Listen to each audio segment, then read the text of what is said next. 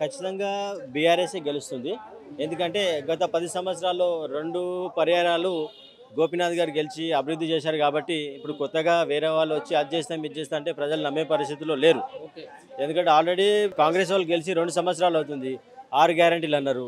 ఆ ఒక్క free bus తప్ప ఇంకేం చేయలేదు. ఆ ఫ్రీ బస్సు కూడా మా మొగోళ్ళకు డబ్బులు మొగోళ్ళ దగ్గరికి తీసుకొని వాళ్ళకి ఇస్తున్నారు. ఇక ఫ్రీ ఎయిడ్ ఇచ్చినట్టయితే చెప్పు బ్రదర్. అయితే రాష్ట్రంలో మరి అప్పులు కుప్పగా మాకు ఇచ్చారు, దానివల్ల మేము ఇట్లా చేయాల్సి వచ్చింది, చిన్న చిన్నగా అమలు అవుతాం అని చెప్పేసి వాళ్ళు ఇక్కడ జూబ్లీహిల్స్ నియోజకవర్గంలో కూడా ఆ ప్రజలకు చెప్పుకోవడం అయితే జరుగుతూ ఉంది. మంచి ప్రశ్న బ్రదర్. అప్పుల కుప్ప అయిందంటే 7 లక్షల అప్పు అనేసి అంటున్నారు. మరి ఇక్కడ ప్రభుత్వ ఆస్తులు ఎన్ని రెట్లు పెరిగిందో అది చెప్తలేరు మరి. దానికి 3 రెట్లు ప్రభుత్వ ఆస్తులు పెరిగినాయి. సెక్రటేరియట్ కానీ ఇంకా రోడ్స్ కానీ డ్రైనేజెస్ కానీ కాళేశ్వరం కానీ ఒకప్పుడు నల్గొండలో ఎంత బోర్ వేసినా బోర్ ఫెయిల్ అవుతుండే, ఫ్లోరైడ్ సమస్య ఉండే. ప్రతిదీ ఇప్పుడు క్లియర్ చేసుకుంటే మిషన్ భగీరథ అనుకుంటా ప్రతి ఒక్కటి డ్యామ్లు కానీ చెరువులు కానీ. కేసీఆర్ అంటే కల్వకుంట్ల చంద్రశేఖర్ కాకుండా కేసీఆర్ అంటే కాలువలు చెరువులు రిజర్వాయర్లు. ఇది ఒకటి గమనిస్తలేరు వాళ్ళు. ఇప్పుడు జూబ్లీహిల్స్ నియోజకవర్గంలో మరి 3 సార్లు ఎమ్మెల్యేగా పనిచేసినప్పటికీ కూడా జూబ్లీహిల్స్ నియోజకవర్గంలో మరి ఎక్కడ వేసినట్టు గొంగడి అక్కడ ఉన్నట్లు చాలా ప్రధాన సమస్యలు అయితే ఉంటాయితే జరిగింది. మరి ఆ సమస్యల గురించి మరి మీరు ప్రచారానికి వెళ్ళినప్పుడు మరి పబ్లిక్ అయితే ప్రశ్నిస్తున్నారు. ప్రశ్నలు ప్రజలు ఎవరు ప్రశ్నిస్తలేరు. వాళ్ళ తరఫు మనుషులు ప్రశ్నిస్తున్నారు తప్ప ఇప్పుడు మనం నిలబడ్డ రోడ్డు కూడా సీసీ రోడ్ వేస్తున్నది. ఇది కళ్ళ కదా కనిపిస్తుంది కదా.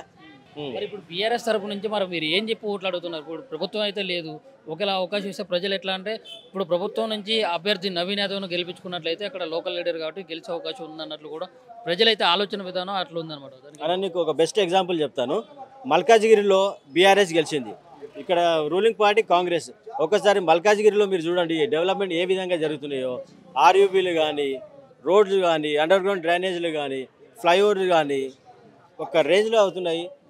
మినిస్టర్లు ఇప్పుడు కాంగ్రెస్ మినిస్టర్లు ఏదైతే నియోజకవర్గం ఉన్నారో ఆ నియోజకవర్గంలో లేని డెవలప్మెంట్ మల్కాజ్గిరిలో జరుగుతుంది. ఒకసారి మీరు చూడండి, చూస్తే మీకే అర్థమవుతుంది. ఇప్పుడు అదే సేమ్ ఎగ్జాంపుల్ ఇక్కడ కూడా రిపీట్ కాబోతుంది. ఇప్పుడు 10 సంవత్సరాలు అధికారంలో ఉన్నప్పుడు చేయనటువంటి అభివృద్ధి ఇప్పుడు ప్రభుత్వం పడిపోయిన తర్వాత కాంగ్రెస్ ప్రభుత్వం ఉన్నప్పుడు ప్రత్యేకించి అదే నియోజకవర్గంలో ఎందుకు అంత అభివృద్ధి చేస్తున్నది కదా. అప్పుడు కూడా అభివృద్ధి జరిగింది, ఇప్పుడు కూడా జరుగుతుంది. ఇప్పుడు ఇంకా కసితోని కొట్లాడి మరీ సాధించుకుంటారు. మరి ఇక్కడ జూబ్లీహిల్స్ లో మరి ఎట్లుండబోతుంది మరి? అంటే వాళ్ళు కాంగ్రెస్ వాళ్ళు ఏమో అది మెజారిటీతో మేము గెలుస్తున్నట్లు ఒక ధీమా అయితే ఉంది. దాన్ని కాంగ్రెస్ వాళ్ళు ఒక ధీమా మెజారిటీతో గెలుస్తున్నారు అనేది తప్పు మాట. ఎందుకంటే స్వయాన ఒక బాధ్యతాయుతమైన సీఎం గారు వచ్చి ఇక్కడ బ్లాక్మెయిల్ చేయడము, మాకు దీన్ని గెలిపిస్తేనే మీకు బియ్యం ఇస్తాము, సన్న బియ్యం ఇస్తాము, ఫ్రీ కరెంట్ ఇస్తాము, రేషన్ కార్డులు ఇస్తాము, బీఆర్ఎస్కి వస్తే ఇవన్నీ కట్ అయిపోతాయి అనడం ఎంతవరకు సమంజసం? ఇది ఒక రెస్పాన్సిబిలిటీ సీఎం అయినా ఆయన అంత పెద్ద మనిషి ఇట్లంటే ఇంకా ఏమనాలి? ఎమోషనల్ బ్లాక్మెయిలింగ్ ఇది.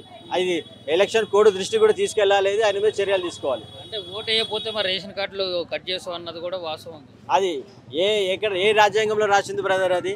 అంటే India is a democratic country, everybody has their own rights to live their life according to their wish. ఇష్టమైన వాళ్ళు వేసుకోవచ్చు, ఇష్టమైన వాళ్ళు వేసుకోవచ్చు.